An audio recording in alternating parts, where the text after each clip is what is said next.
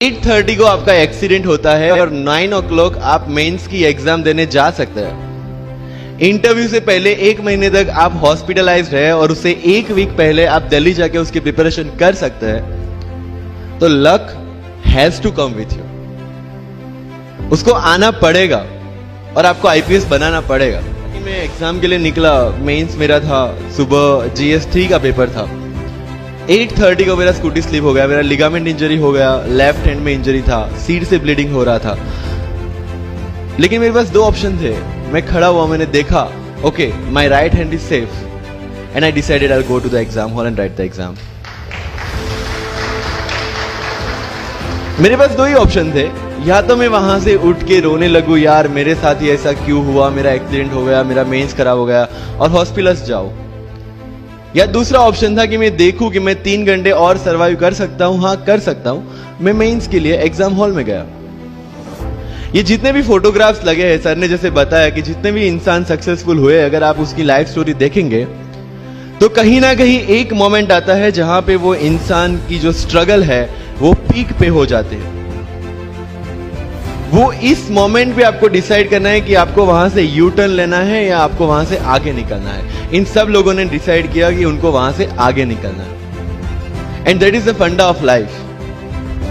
Success उन्हीं को मिलता है जो इस स्ट्रगल वाले मोमेंट से आगे निकलने की सोचते हैं। जब भी आपको लगे कि आपके सिर पे बहुत मुसीबत है, जब भी आपको लगे कि आप हर तरह से गिर चुके हैं, जब भी आपको लगे कि आपके पास कोई ऑप्शन नहीं है, तब एक चीज आप अपने दिमाग में लाइएगा कि यही मोमेंट है जहां से आपकी तकदीर बदलने वाली है।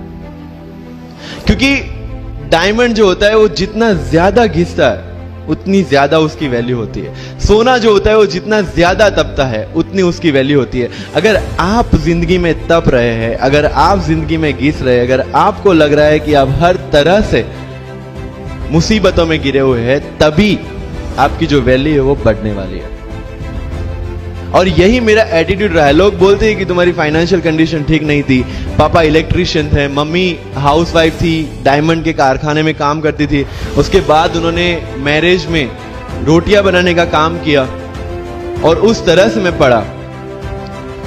लेकिन जब मुझे पूछा जाता है कि ऐसी कौन सी चीज है आपकी लाइफ में जो आप बदलना चाहते हो, एंड आई सेड नथिंग। क्योंकि अगर वो चीजें नहीं होती मेरी लाइफ में तो शायद आज आपके सामने में नहीं होता। तो अगर लाइफ में प्रॉब्लम्स है, अगर लाइफ में स्ट्रगल है, जैसे सर ने बताया struggle is a part of life and I strongly believe in that. Bharat वर्ष का सपना चंद्रगुप्त ने देखा, चाणक्य ने देखा, और उस भारत वर्ष को बनाने के लिए जब ये संघर्ष जारी था और तब राजा धनानंद की डॉटर दुर्धरा से चंद्रगुप्त को प्यार हो जाता है, और जब चाणक्य उनको बोलते कि नहीं तुम्हें उससे दूर रहना है, तब चंद्रगुप्त बोलता है आचार्य कभी कभी सोचता हूं कि जिंदगी में या ये भारत के सम्राट बनने के लिए इतना त्याग, इतना बलिदान ना देना होता तो। और तब चाणक्य रिप्लाई करते हैं तो हर कोई भारत का सम्राट होता। This is the fundamental rule of life.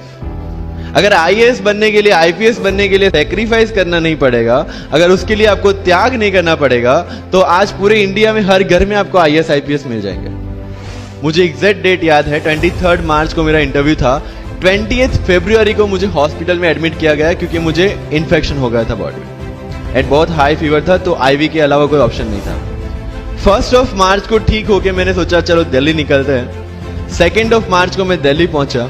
3 मार्च को वापस से टॉन्सिलाइटिस का अटैक होने की वजह से फ्लाइट लेके वापस से पालनपुर अहमदाबाद, अगेन हॉस्पिटलाइजेशन। 15 मार्च को I got relieved from the hospital. 16 मार्च को मैं दिल्ली पहुंचा और 23 मार्च को I gave my UPSC interview. तो 1 महीने का हॉस्पिटलाइजेशन।